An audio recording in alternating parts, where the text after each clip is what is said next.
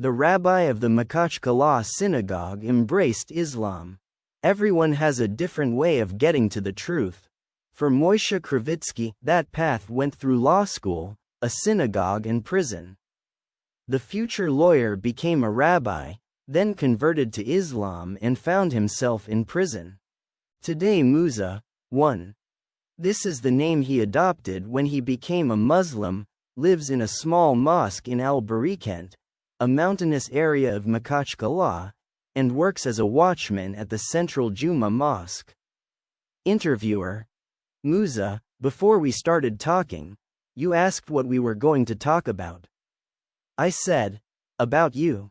Musa: what's so interesting about me? If you're surprised, I live in the mosque. Interviewer: how did you come to live in the mosque? Musa: well, I just showed up and stayed. Interviewer: did you find your way easily? Musa: with great difficulty. It was difficult then, and it's not much easier now. When you delve into the inner meaning of Islam, you realize that this religion is very simple, but the path that leads to it can be extremely difficult. People often don't understand how a person can convert to Islam from the other side. But there are no sides here. Islam is everything that exists, both what we imagine and what we don't. Interviewer: Musa, we received this fact with a certain sensation. A rabbi who became a Muslim. Musa: well, there hasn't been any sensation for quite a while. I've been doing this for over a year now. It was strange for me at first, too. But it wasn't a thoughtless decision. When I came to Islam, I had read books about it and had been interested. Interviewer: did you finish high school before joining the synagogue? Musa: yes, I graduated from a religious high school. After graduation I came to Mecca and became the local rabbi. Interviewer: and where are you from? Musa: oh, from very far away. But I've already become a true Dagestani. I have many friends here, both among Muslims and among people who are far from Islam. Interviewer: let's go back to your work in the synagogue. Musa: I was in a very paradoxical situation. There was a mosque near the synagogue, the city mosque. Sometimes my friends who were regulars would come to see me, just to talk. Sometimes I came to the mosque to see how the religious services were conducted. I was very interested, so we lived like good neighbors. And once, during Ramadan, a woman came up to me. As I now understand, she belonged to the people who were historically Muslim, and asked me to comment on Krachkovsky's Russian translation of the Koran. Interviewer: she brought the Koran to you, a rabbi? Musa: yes, and she asked me to give her the Torah to read. So I tried to read the Koran, about 10 times. It was very difficult, but gradually I began to understand, and to have a basic notion of Islam. Here, Musa looks at my friend's son, 6-year-old Ahmed, who has fallen asleep in the courtyard of the mosque. Should we take him inside the mosque? Asked Musa, and that woman brought back the Torah. It was very difficult for her to read and understand it, because religious literature requires extreme concentration and attention. Interviewer: Musa, when you were reading the translation, you must have started comparing it with the Torah. Musa: I found answers to many questions in the Quran.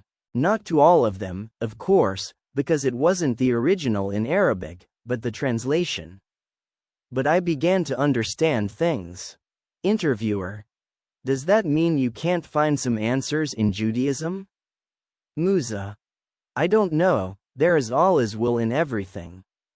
Apparently, those Jews who became Muslims at the time of the Prophet couldn't find some answers in Judaism, but they found them in Islam.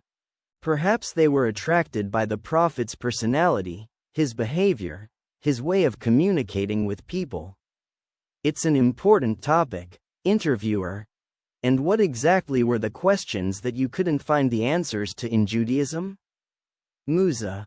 Before I came into contact with Islam, there were questions that I had never tried to find answers to. Probably an important part here was played by a book written by Ahmad Deedat, a South African scholar, comparing the Quran and the Bible. There is a key phrase, well known to those who are familiar with religious issues. Follow the Prophet who is to come. And when I studied Islam, I realized that the Prophet Muhammad is the Prophet to follow. Both the Bible and the Torah tell us to do this. I didn't make anything up. Interviewer. And what does the Torah say about the Prophet? Musa. We won't be able to find his name in the Torah. But we can discover it using a special key. For example, we can understand which god this or that particular person in history worships. The formula that describes the last prophet, may God's mercy and blessings be upon him, is that he would worship the one God, the creator of the world. Prophet Muhammad matches that description exactly. When I read that, I was very interested. I didn't know anything about Islam before that, so I decided to delve deeper into the subject and see if there were any miracles and signs connected to the Prophet's name. The Bible tells us that the Lord sends miracles to prophets to confirm their special mission in people's eyes. I asked the alims, scholars, about this and they said, here is a collection of true hadiths that describe the miracles connected to the Prophet. Then I read that the Prophet always said that there had been prophets and messengers before him. We can find their names in the Torah and the Bible. When I was just starting to get interested, that sounded strange to me. And then, well, my own actions led to what happened to me. Sometimes I wonder, why did I read all this? Maybe I should say the Tawbah, prayer of repentance. Now for